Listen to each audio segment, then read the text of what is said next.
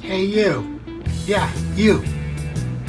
You have to subscribe to Don Sill's show, Put Up, Shut Up, and Stand Up on Govs Radio.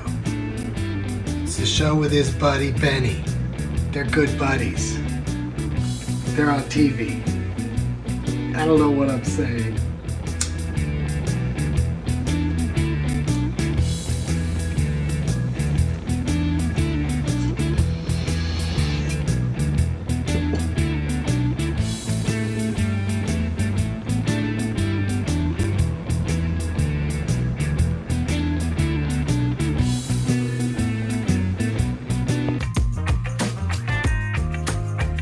For this season of Ghost Adventures, we are taking extra precautions to protect ourselves and our crew in light of the global pandemic.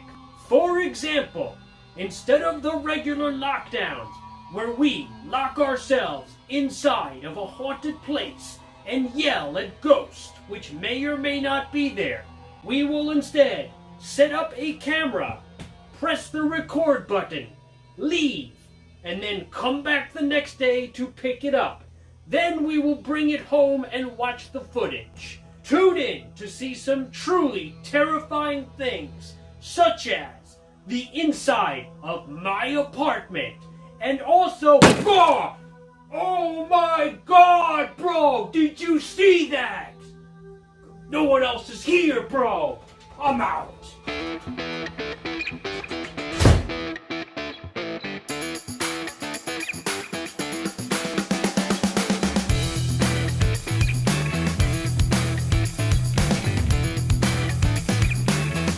Hey, everybody, and welcome to Put Up, Shut Up, and Stand Up right here on GovsRadio.com, Facebook Live, YouTube Live, and Boxcast. And like my good friend Ken Pichelle always says, we on TV! And yes, indeed we are, folks. I'm your host, Don Sill, and we got a great show for you today. We got Mike Young is on the show. Crazy story. Everyone needs to listen to Mike Young and listen to the story he has to tell about what inspired his movie, A Stand-Up Guy. It's a crazy story. It's all true. You got to stick around for it. But without further ado, let me bring in my good buddy, spacey as he ever was, Benny Gagoots Rizzuti on Mars. Benny, how's it going, man? I'm doing great, man. I'm vacationing in Mars. I had to get the hell away from all you friggin' earthlings. But I like it here. It's nice. The atmosphere is not too bad, but my lungs, I did a lot of work with my lungs through the years. Yeah. A lot of different type of vapors, and it helped me out. I'm actually considering opening up a Starbucks franchise out here. Starbucks and a Dunkin' Donuts. I'm gonna be here when everybody starts landing. It'll be like they're wearing their space. Be careful. And here's Benny Rizzuti. Hey, you want a latte? I think there's already a McDonald's over there, but yeah, that's awesome. Still have the McRib. We got the McRib, baby. You are smart to leave Earth, Benny. You are smart. Earth is crazy, as you know. It's not getting any better every day. No snow here either. We're closer to the sun. But Benny, now that you're in Mars, today's Ash Wednesday, and you're there's no Catholic church up there, is there? No, not yet. I'm working on it. Okay. I'm working on it, but I was gonna bring a priest along with me to Mars, but I got second thoughts. I might have a nun. Maybe I could get a nun to come. Anyway, my father used to tell everybody in the neighborhood that we never observed Ash Wednesday. And my father used to say the reason we didn't observe Ash Wednesday is because our priest got an oil burner. Nice. My father was the king of corny jokes. He would have done great on the Wheel of Jokes. Oh, yeah. He would have done great. He had a joke for everything. They were corny. But I will say I had a friend who was a headliner back in the 80s. And he'd come over and we would hang out and listen. And my father would start telling tales, like how my father would tell stories that had punchline. He had delivery. He had better delivery than I ever did. And my friend one time looked at me and said, "Go get a pad, quick!" And he wrote down, and he actually used some of my father. My father would tell stories, and just they always had a funny That's great. punchline. Never actually seen a cat penis, frankly. Seen a dog penis, but who hasn't? Dogs want you to see their penis. You walk into the kitchen, the dog's fucking a chair, he doesn't miss a stroke. He's happy. He's like, how about that, huh? Yeah. Can I have some water? I'm done fucking this chair. Good chair, by the way. Very nice. Well, yeah. Is there anything that you're going to give up for Lent? Yes, as a matter of fact, in all honesty, I am giving up being nice. I am giving up being a nice person, which means I am quitting smoking. I don't want to say it too loud because nobody believes me. No one believes me, but this time I've been working on it. Wow. And Just tobacco, cigarettes. No. I'm giving it all up. Wow. I'm giving it up. I need a break from my brain. Well, I'm telling you, this is big, Benny. This is big news because for anyone to quit smoking is big, and then for you to quit smoking everything, and that includes edibles too. Like you just giving it all up to clear your head. You know, just the lungs, not the brain, the lungs. You're gonna come on. I gotta have a little sanity here. I was gonna say, man, I don't know if you can make it. I need a break. The smoking is bad for me. I'm a 65-year-old man now. I really shouldn't be doing it anymore. So what do we got? 40 days? It's like 40 days, right? Yeah. You could do, I remember, you could do like 20 days, give up one thing, and then give up something else. You could do that. You know, if you're a drinker, you could give up alcohol for 20 days, and then the other 20 days you give up something. I think you should do the whole 40, man. I'm rooting for you, buddy. Because I'm gonna try. I'm even considering maybe I'll do little video vignettes. And you should, whenever you start to get itchy and you get your fiending, just give us a call or just do a like a log on your phone. Like, hey, I'm gonna go nuts here, and then and get it out of your system that way. That always works. Yeah. Right. And it's gonna be hard to do it. A cafe latte enema. It's gonna be hard to do it in Mars too. Well, there's no people to bother me here. There's no one here. There's nobody. There's no one around. Just me. This year, they're not even. In all honesty, they're not even going to put the ashes on your forehead. They're going to drop them on you or blow them on you. Or really, because of COVID. They're doing something, but wearing a face mask and a face shield, with hands sanitized, the priest will then sprinkle the ashes silently over each person's head. Look at you! You're all by yourself. You have like a nice landscape view there. You know, the view is beautiful here. I hope you brought plenty, like for breakfast and stuff. Pancake mix and the Pearl Milling Company syrup, because that's nothing goes better on pancakes than Pearl Milling Company syrup. It's Pearl Milling Company, and we're not racist. Gave it the most boring name because we're not racist. Yeah, it's the same syrup. Yeah, it's kind of good. We won't say it's too good because we don't want to offend the other syrups. Really? Pearl Milling? I didn't know that. Where do you get that?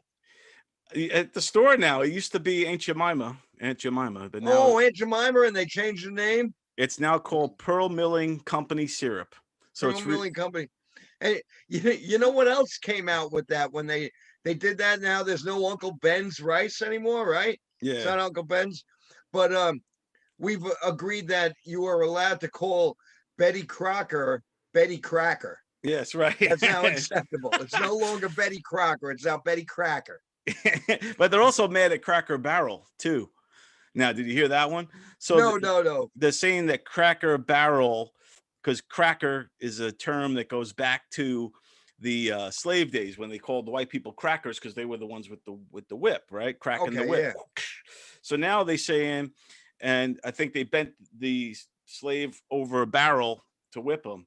So now they're saying that that's the Cracker Barrel, and then they're saying in the logo, the R goes into the L or whatever, and it looks like a whip. So I'll put the logo up and everyone can judge for themselves with it. But now Cracker Barrel is under the barrel, and under the gun, and looking at, potentially having to change their logo, maybe change their name. Who knows, man? This is just getting crazier and crazier. To the crackers. Just like the and crack like, house. And the crack house, is that okay? Yeah, the crack house is fine, but they want to put their emphasis on Cracker Barrel. And the thing too, with Cracker Barrel has responded and said, no, the Cracker Barrel is just what it is. It was a barrel full of crackers. Back in the day, that's exactly what the store is named after. The restaurant's named after. So it's just another silly thing in this world. And you know who's really upset about it? No, who? Nancy Pelosi. And here, check this out. She responds right here. Aye. You niggas is blocking your blessings. If you so worried about me getting invested, bitch, I'm a business. You wanna get in it, go put down your phone and pick up a pen. I understand you thought you was smart. Blind the blind, you're all in the dark. I know you used to see a mediocre. I know the bar getting lower and lower. Nigga wanna constrict me like a boa. Snake in the grass, but I got the mower. I went and put the city on my shoulders. They got my name at the top of the totem. They know about me cause somebody told them. Bitches is soft, you know I'ma fold them. He say I'm heavy, I told him I'm loaded. You need to put this pussy on the podium. You need to shut up, let the pussy speak. A lot of you real niggas acting weak. I think you really mad at your daddy, but get on the internet aiming at me. All right, so that was Nancy Pelosi. As you can see, she's pretty heated up. Yeah. I think I have the rights to that song. If this is still on Facebook right now, we know we're okay. Yeah, who knows? There might be a little delay. If the show goes down, I urge everybody to keep on watching us live on YouTube. You can go on the YouTube page and watch us live. So if Facebook, and you could still message and talk to us. I'm on both. I'm always following YouTube and Facebook, and I'm commenting and just like I always do. And you can comment on YouTube. You can comment on YouTube as well. And so if this goes down again, like it did last week, and it did a couple weeks before that, it's because of me. I'll take full responsibility. Sometimes I get carried away with the movie clips and the music and stuff, and it comes back to bite me because and you know what, they can bite me.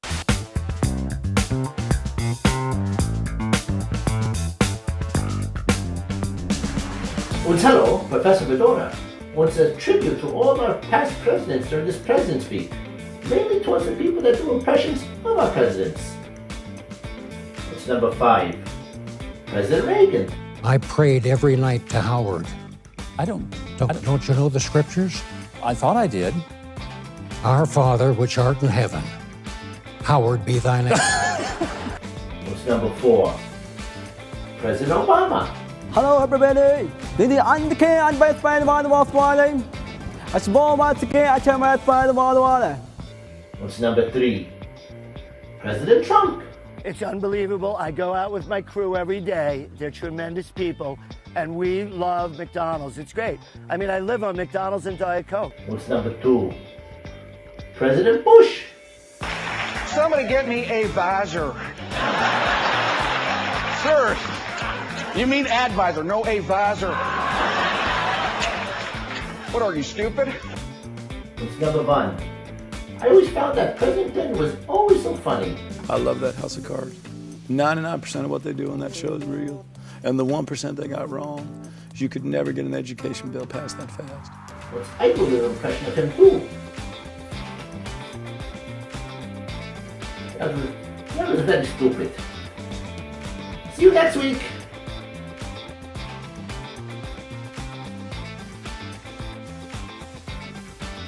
My name is Silvio Dante. My friend Don Sill, he's got a great show. What's it called? Put up, stand up, and shut up? No, put up, shut up, and stand up. I keep getting that wrong. Put up, what is it again? Put up, shut up, and stand up. I don't know the name of it, but everybody else does. Put up, shut up, or stand up. Right? Put up, shut up, stand up. Put up, stand up, and shut up. We'll start over. Put up, stand up, shut up. Put up, shut up, and stand up. You gotta watch Put Up, Shut Up, and Stand Up with Don Sills. We just had a fucking blast. That's what I thought. Put up, shut up, stand up. That's what I was gonna say. In any case, we have our first guest. We have Mike Young today. Mike Young is a hilarious comedian and movie maker and director, and he's hangs out with the guys like Leo DiCaprio and Toby Maguire. Those are his Wow, buddies. really? Yeah. So he's a Detroit dude based out of LA, but I had a great conversation with him. You have to hear the story he tells. It's a crazy story of what inspired him to make one of his movies called The Stand-Up Guy. So just watch this. It's fun stuff. Here we go. Mike Young, everybody. Who am I kidding? I'm getting older. I'm pulling muscles, doing nothing. You ever yawn and get stuck? What the hell's going on in the facial area? Do I just like have a small section of my head's dehydrated? What is happening right here? You're like, I the hawk.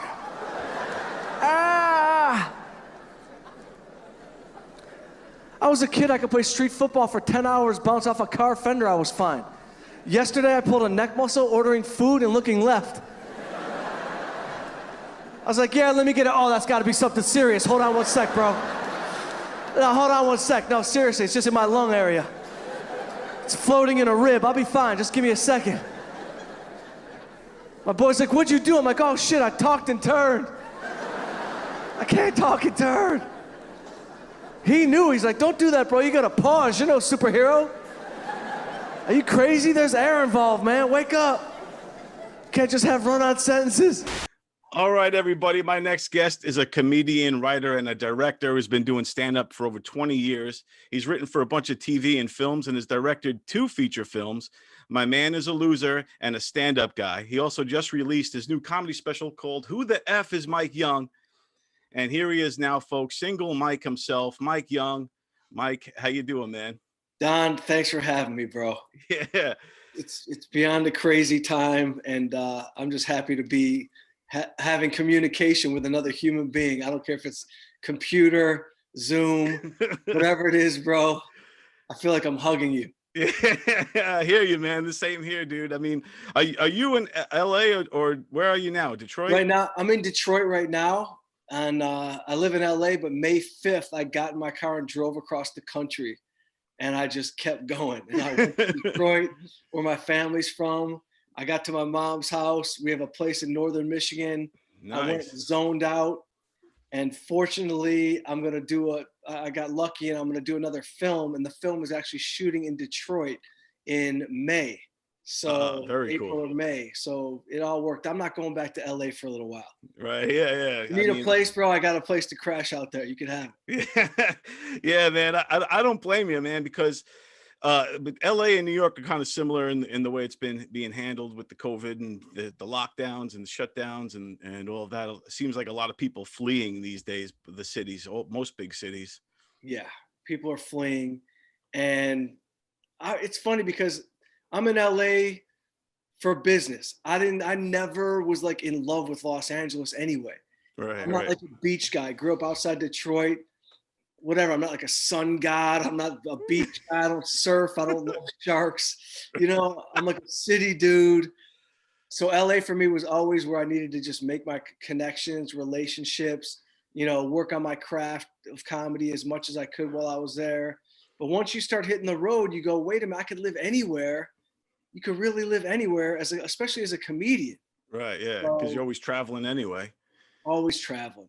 And now with the COVID thing, that's one of the, you know, if you look at advantages, it's one of them was now you could basically communicate with people and do business all over the world through this. I mean, I don't know if you were using Zoom or this type of stuff prior to the COVID, but I never heard of Zoom. Yeah, man. Never heard of Zoom.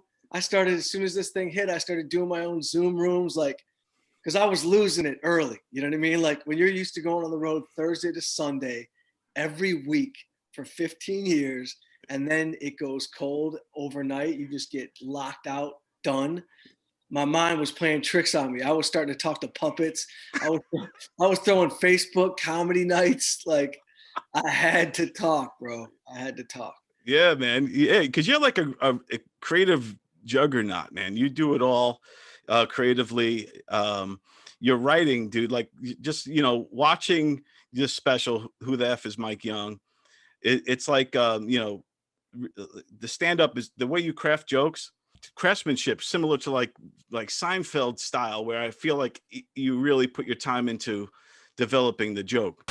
Married friends do not have my immune system. You can't do what I do, okay?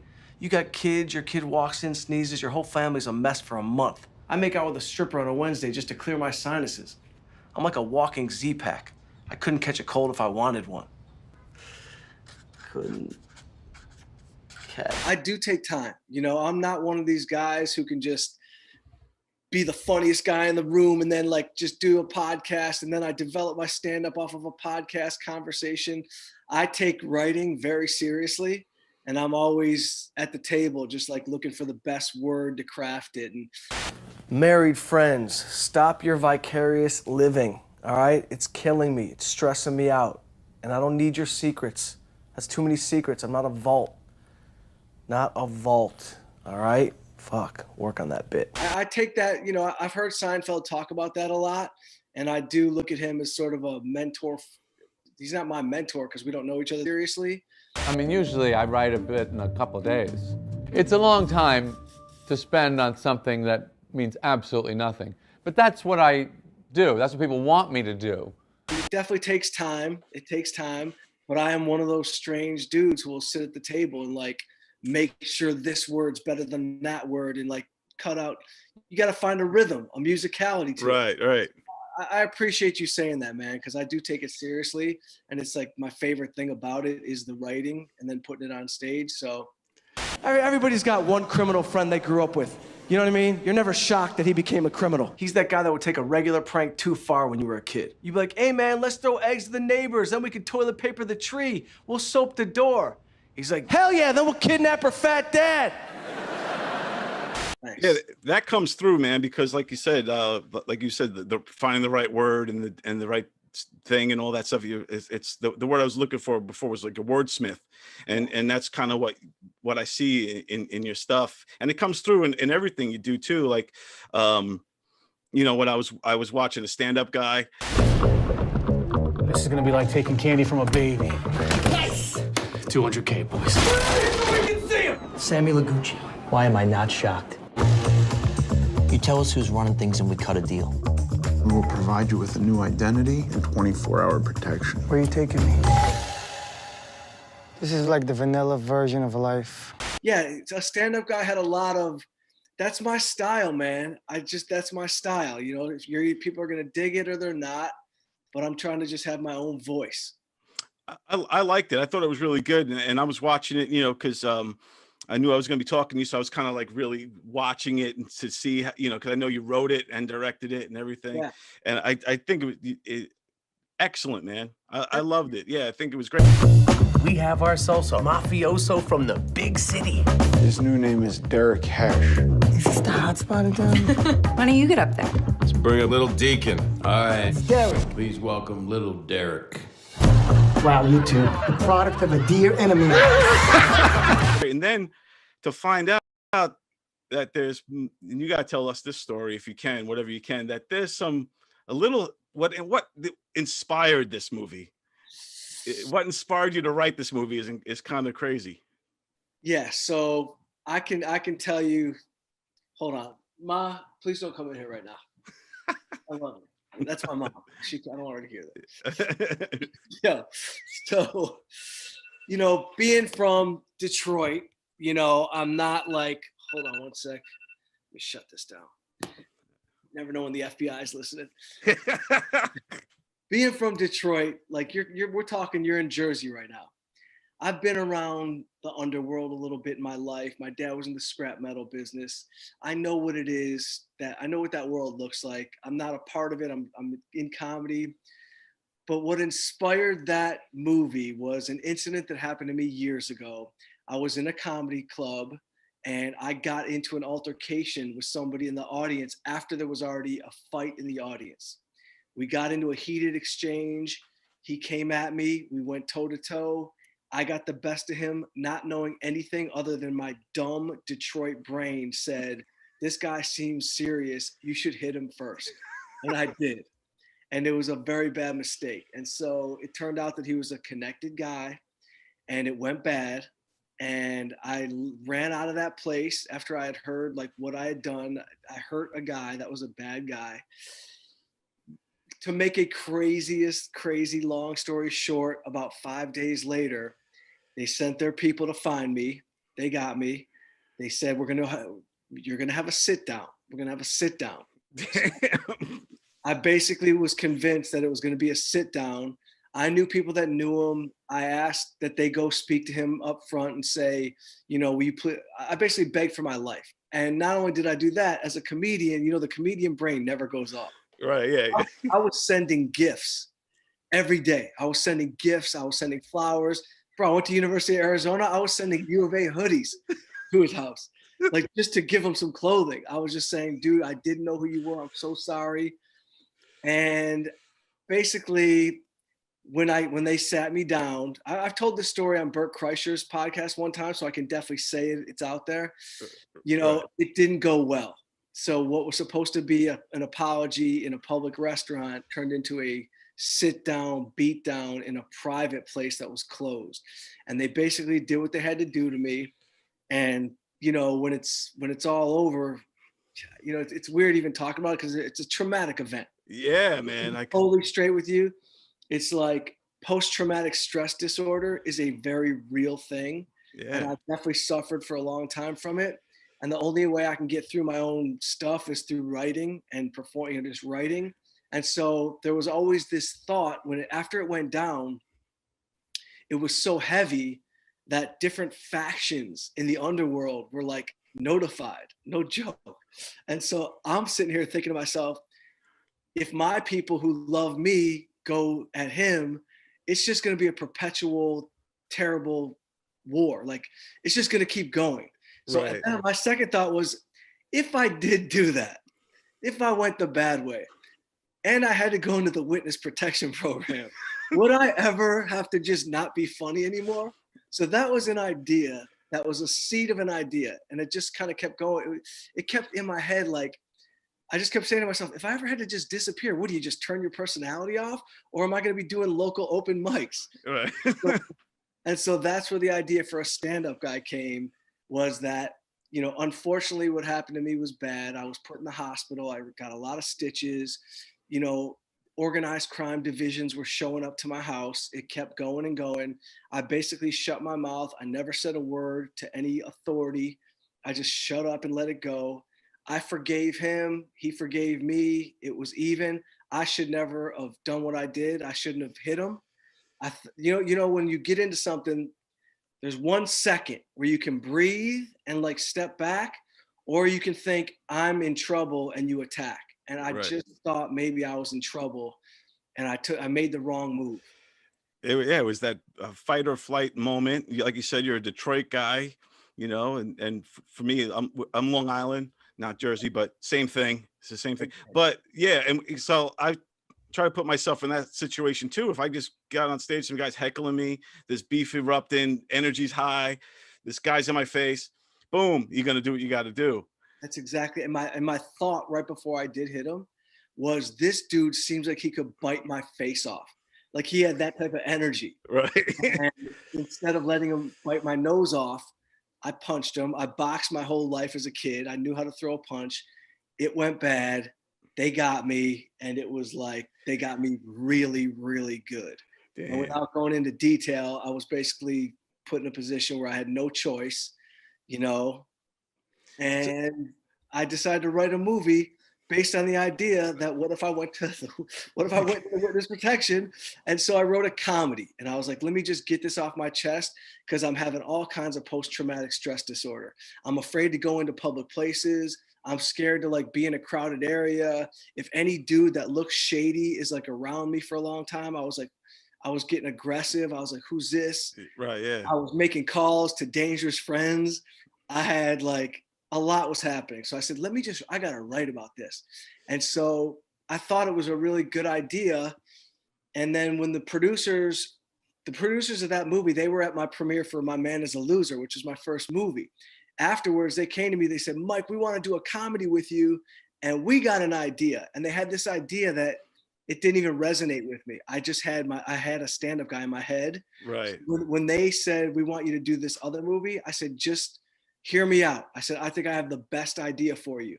And I pitched them that idea, and that was it. They signed on to it. They let me write it and direct it. And I got to make a comedy and get a lot of stress off my chest.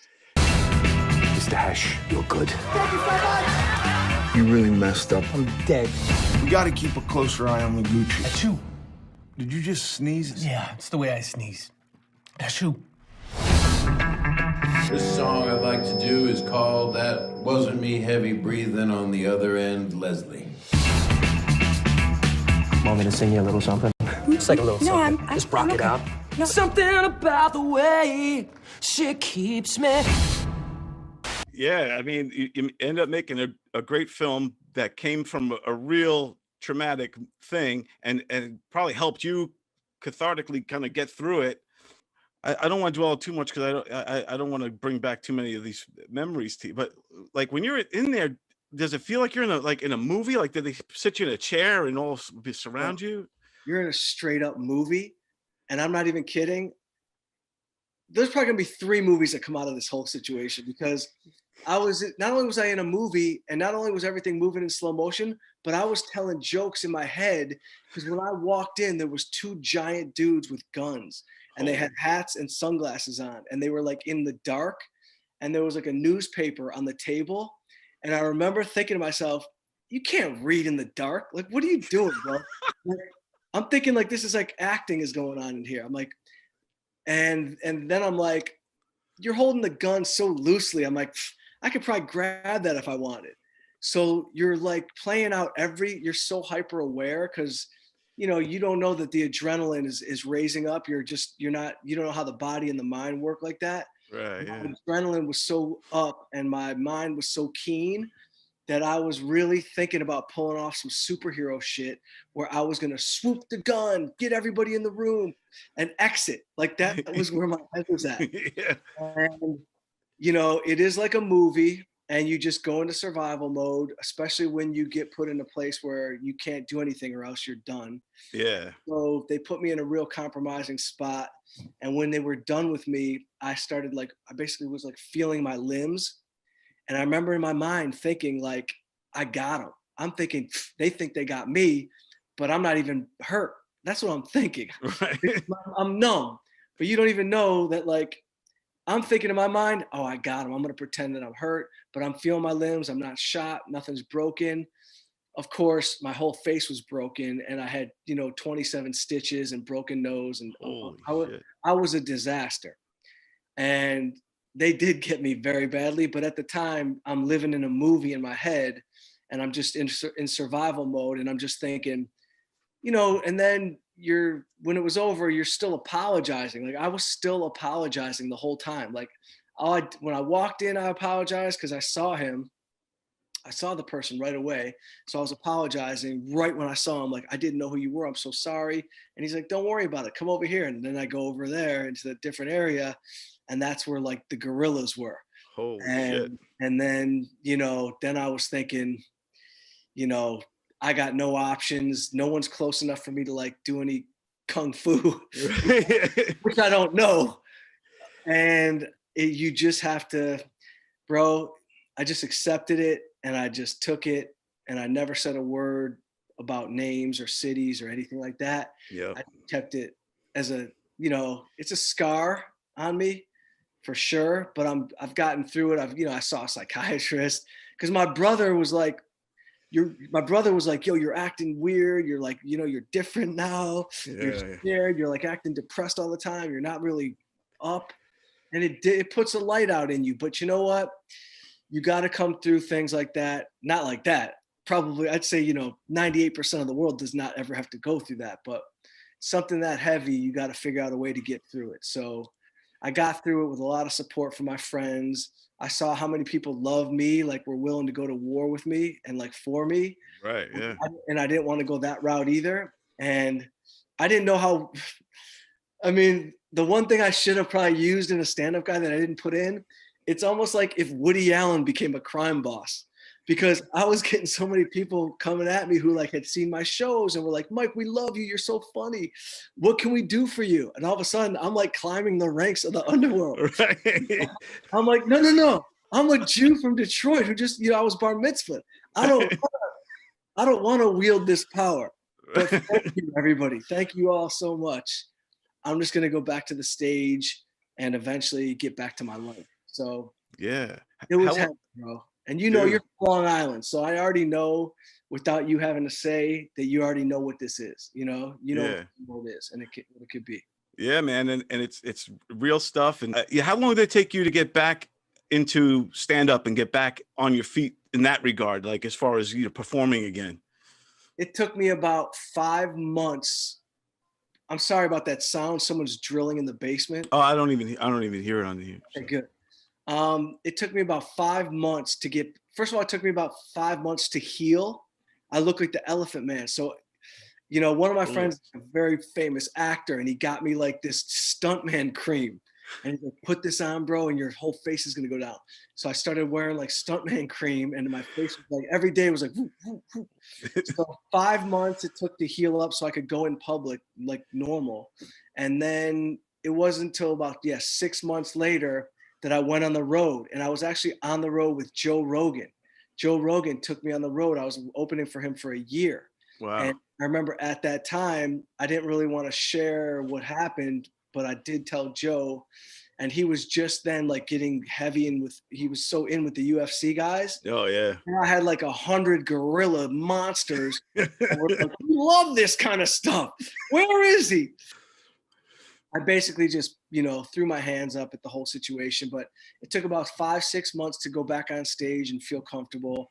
And then I never talked about it on stage other than like, I attempted a few jokes about it, but I wasn't like emotionally there yet because I know the guy and his people are still kind of around they didn't like go anywhere. Right. Yeah. I probably could put a call into him and say, listen, bro, I'm never going to say your name, but I am going to do a bit. Cause my bit was going to be like something like organized crime. I got to be honest. They're organized. Like they are very organized. Like I went in and like 8 minutes later, 18 things happened and I walked out. Like they're so efficient with their time. It's like they got a whole, I'm like, who does your schedule? So that was like where my head was at. That's a great premise from it, man. Yeah. So like there will come a time where I'll do it because we are definitely, I'm good. He knows I'm good and I know he's good. And like, there's nothing, they tried to get me so many times. Like I was visited by the authorities many, many times because they were looking to get these guys. They were just looking to get them. They tried to use me to get them. I just never flipped. I never did it. I never said it. And I Smart. Yeah. I think you did the right thing. Yeah. I think you did everything correctly. Even, find a positive in there and put your creative energy into it. And you ended up making, a great movie. They got you through it. And then, it's traumatic, man. Yo, bro, I had to buy books. Like I was buying books like 7 Spiritual Laws of Success, The Art of Forgiveness. Like I had to like forgive in my head so many times because you go back and forth with stuff like that. You're like, you want revenge.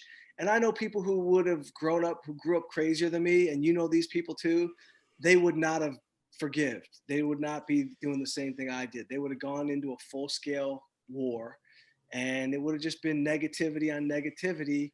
And I just knew that I made a mistake myself by engaging and I could forgive. So I have to live like that, bro. Otherwise, my life just got exponentially better after it, Yeah, man.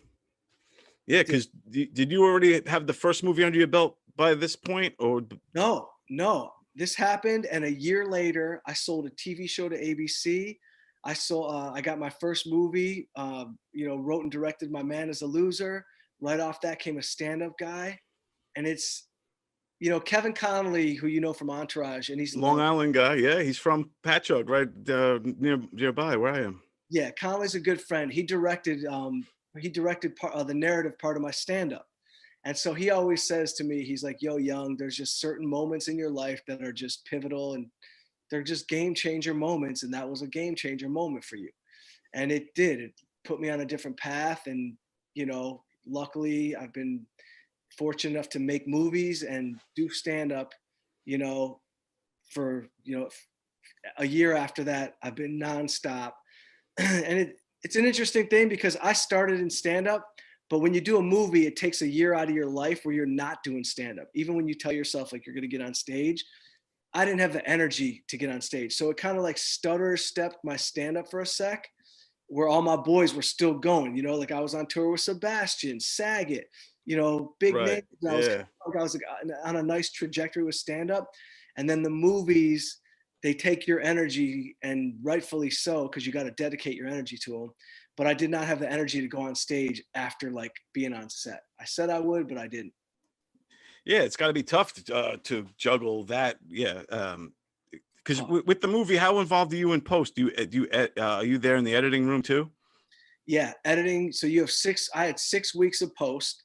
So I'm in the room every day. Like my editor will do an assembly. He gets like his 2 weeks.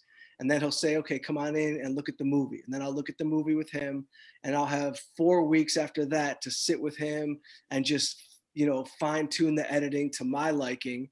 And then the producers, the money guys, they can always go, okay, Mike, now you're out. Right. And Yeah. Yeah. And that happens too. And every director will tell you that no matter how, except for Scorsese, who has last, you know, final cut, and maybe a couple guys. Right. But it's you know, you just do your best, you deliver the movie, and you hope that the guys that paid for it are just as happy as you are. And sometimes they are, and then sometimes they want to change things. And that's happened in, you know, both my movies. Things get changed, and, you know, that's just that.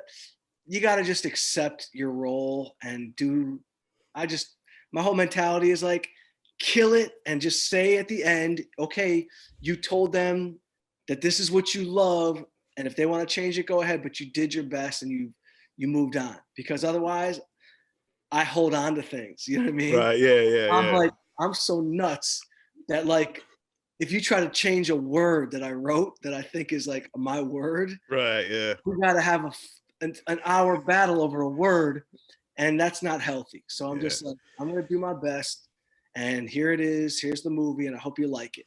Yeah, dude, you're old as fuck. Old as fuck? I'm 39 years old and light on my feet, bro. You said you were 38. You're 43. I'm all the ages. You don't smack ass post-movement, buddy. We don't do that anymore. You smack somebody on the ass that's a friend of ours, we take your father's company. My father's dead. Yeah, so is mine. So is mine. You don't see us acting up. Sorry about your dad. He's probably looking down on you right now going, why's my kid wearing a tank top? What can you tell us about this next movie you got cooking? Can you tell us what it's about, a synopsis or anything? Or yeah, I could give you. So obviously I'm in like the edgy world. Like I like to play in like the edgy comedy world. My next movie is called Stealing Jokes. And it's about 3 road dogs, like 3 road comics. And they go on the road and things go awry and they start robbing venues. And so it's like a crime heist. It's like a heist comedy. So it's comedians, like hacky comedians robbing the clubs? They're robbing clubs. They're not hacky comedians, though. They got potential. One's like the up-and-comer. One is like a good guy who should have made it. And one is like a local Detroit legend. And dude. So, yeah. And so that came from a moment. Listen, man, I've been lucky to open for some of the best. You know, I've worked with Saget. I've opened for Chappelle. I've opened for Attell. Like, I've seen the best in the game. Yeah, man. And so I remember I was opening for Chappelle a few years ago, and I started doing the math in the room, and I started counting the heads. And my manager at the time was like, "You want to open for Chappelle? They'll give you like $500." And I'm thinking in my mind, Chappelle's got to be getting $75,000, like literally, easily, if not 100,000. I'm getting $500. So in my Detroit brain, I'm like, there's got to be a safe with at least 200,000 cash in this building. And once again, you know, that was the seed for what I thought. And it's really just it's commentary on the underdog story and the fact that comedy doesn't get appreciated the way it should be. And comedians are just always underdogs. And so it's just my commentary on like a revenge tale. Like, F you, we do God's work. You know, we don't get paid all the time for doing what we think is like an important thing in the world. And now we're going to get our revenge. So that's kind of where that came from. Dude, I love the premise, man. And do you have anybody cast for this yet? I'm talking to some actors. I don't want to say that yet because no one's signed on the dotted line. Right. I'm talking to like 3 great comics who can also act, you know? So I want to pepper it with some cool cameos of like high level comedians where they just do interstitials where they kind of tell their story of being robbed by a comedy club owner. Oh yeah, yeah. Just kind of use it as like a oomph. But no one's cast yet, but we're in talks, as they say in the bit. We're in talks. No, that's cool. Do you have a title for it already as well? Or? Yeah, it's called Stealing Jokes. Stealing Jokes. This is great, dude. That could change, but like that's what it's called. Right. Yeah. I love that you're doing these films, especially that about the stand-ups, about the comedy world, the universe a little bit there.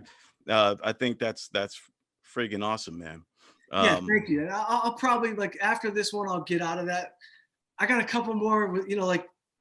Listen, by no means am I Woody Allen. All right, he's like I love Woody Allen, but like you'll see like 6 of his movies got stand-up comedy in it at some point, and everyone's like, write something different or let me get this off my chest first, and then I'll go into like I've gotten a couple other movies that are not in the stand-up world at all. So let me just get these off my chest first. Yeah, man. Yeah, I'm loving it. I'm a fan, and this one sounds great to me. I wish I was great in bed every time. I've accepted it. I'm amazingly average. I don't care, because every now and then I'll have an Olympic moment. I don't even know where it comes from. Every guy does the same shit. What did I eat today? I gotta start off every day with Crunch Berry and Advil. That was some kind of chemical reaction. Everyone's got to see your comedy special too. Who the F is Mike Young? It's great. It's because it is kind of like a blend of the stand-ups, your typical kind of traditional stand-up special, but then it's got like a kind of a theme going on. It feels like Entourage kind of a vibe. You're trying to make a deal, and all that stuff. Thank you. Yeah, what inspired you to merge that? I don't think it's ever been done. I always had this idea, like, could I do a bit and somehow show where the bit came from? Or just, that was like the thought, like life gives you bits, right? So I thought I got enough material that's about real life. And I shot the stand-up at the Beacon Theater. I opened for Sebastian. Oh, and nice. So they were kind enough to give me my own footage. So they basically shot my special for off of his tail. Like I tailed off Sebastian. And so I got the footage. And then I said, all this stuff came from real life. I'm going to write a script, like a short that's based on all these bits. And so when you see me doing a bit about criminal friends, you see in the narrative, I got the shady, the maintenance guy. Larry, you're the man. Bro. Shut your fucking mouth, all right? Enough with the names. There's nobody here, man. I'm in the rain, freezing. Are you fucking kidding me? They're all over the place. Google's got a drone dedicated to it. Right. So I wanted to just show, like, life creates the bit, then we go back into life. Then you get the bit from life. So I kind of wanted to just weave in what I thought could be like an organic, narrative story within my stand-up. Kudos to your writing, the hilarious stuff, and even the way it's shot, the vignettes, the Yeah, that was Kevin Connolly. He directed those parts. Oh, did he? Oh, yeah, that was good. Yeah. He knows what he's doing. He moves fast. He talks fast. It did feel like Entourage vibe. Maybe that's why, because he had his hands on it. That was good. Yeah, man. Thank you, man. I appreciate that, Don. It feels good. You bust your ass to do something and you put it out.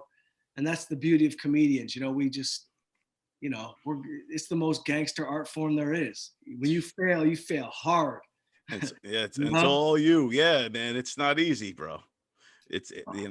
Like I used to do stand up, but like a long time ago, and I had just wasn't doing good, kept bombing, and it just took it out of me. I mean, maybe I'll go up again one of these days, because hearing stories like this inspire me, man.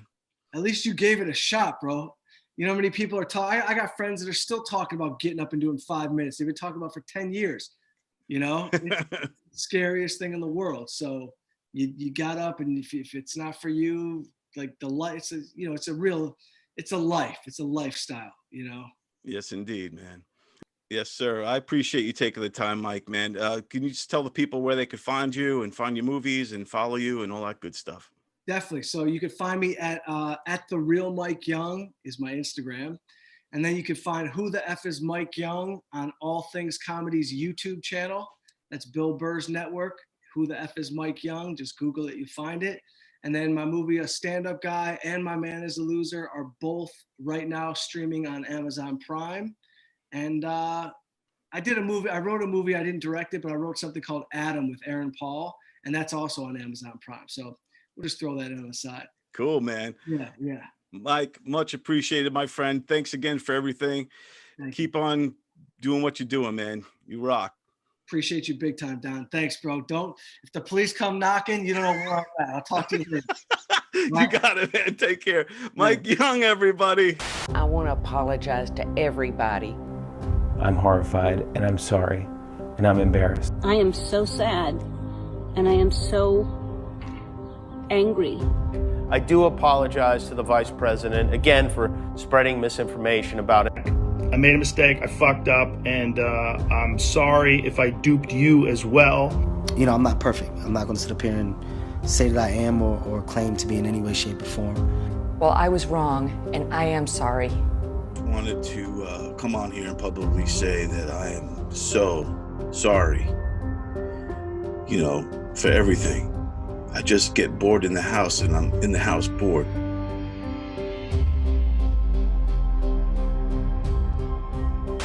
All right, we're back, Benny. Mike Young, interesting guy, very cool story. Super interesting, man. Yeah, man, good stuff. Great. His new movie sounds like it's going to be awesome. I can't wait for that to come out. And hey, Mike, if you're watching this, if you need an actor, you know, a Long Island guy, I'm here for you, man. I would love it to, you know, I'll audition, whatever I got to do, pal. And I'm his stunt man. Yeah, So, we got a stunt. I do all his stunts. And he's in Mars. And I'm on Mars. I mean, come on, what's better than that? This way, okay. Yeah, and he wants to. This is Benny. Oh, you see me there? I see you here. Yeah, you're pointing to me right now. That's good. But I also wanted to tell everyone that Ken Pichelle, a great guy, you know, we on TV coined it, made it famous. The great Ken Pichelle does a lot of song parodies for us. He did a song parody about a new one about me. About you. About me, yeah. And Cool. it's about me, you know, being a good-looking cartoon. Like I wish I could be a cartoon all the time. I was hearing about it, like you're a sexy cartoon. I'm a sexy cartoon. There's women. Your cartoon gets more action than you do. Yeah, my cartoon's living the life, man. I know. Does that make you jealous or what? I do. I kind of live vicariously through my cartoon now. Your cartoon, yeah. So I just wanted to let everyone see this. You make a cameo in there. Renee May makes a cameo in this thing.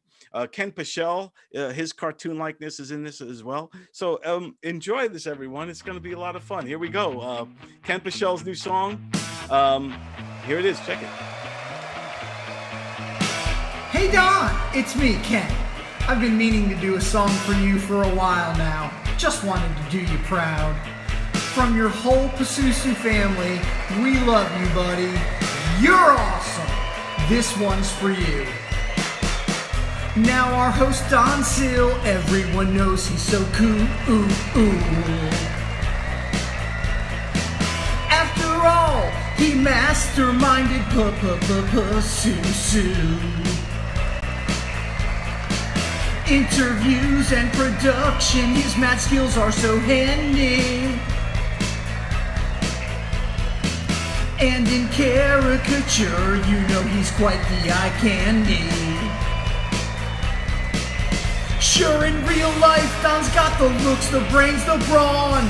But you ain't seen nothing yet until you've seen him when it's drawn. Our host Don is hot as a cartoon. That lavish hair and beard making everybody swoon. I call it like I see, attractiveness empirically. Renee May was spot on. Hashtag Don is hot as a cartoon. Hashtag Don is hot as a cartoon.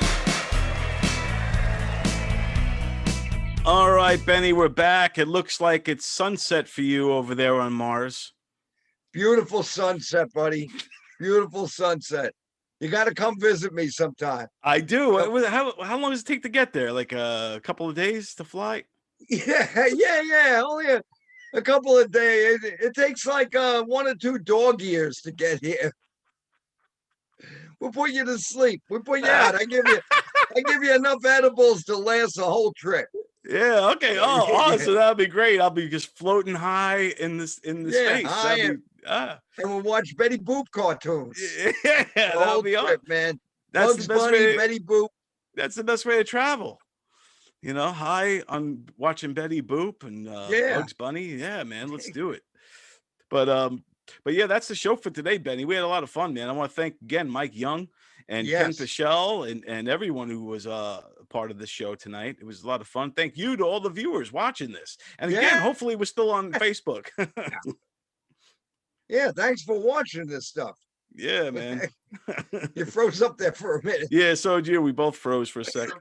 But yeah. But I do want to again remind everybody, please, if you haven't already, subscribe to our show right here on youtube.com/putupshutupstandup and hit the bell and you'll get all the notifications. We post stuff all the time, at least once a week. We have plenty of new material. And also go to teespring.com and get your Govs Radio merch. So you go to teespring.com, log in Govs Radio, and then all the merch from all your radio shows here will show up, including us at Put Up, Shut Up, and Stand Up. And you get your mugs, masks, shirts, and whatever else you want. And again, I want to say to you, Benny Gagoots, all the way there on the moon, have a great Ash Wednesday. And thank you. And you're awesome, my friend. You have a great Ash Wednesday as well, buddy. And you are absolutely anatomically awesome. You're anatomically awesome, buddy. Just like my cartoon. Yes, just indeed. like your cartoon character. Yeah. You're amazingly awesome. And you are awesome indeed, my friend. Thank you so much. And all of our friends and family and people watching are all awesome as well. Thanks, everybody. Have a great rest of your week. Peace, y'all. Yeah. Peace, y'all.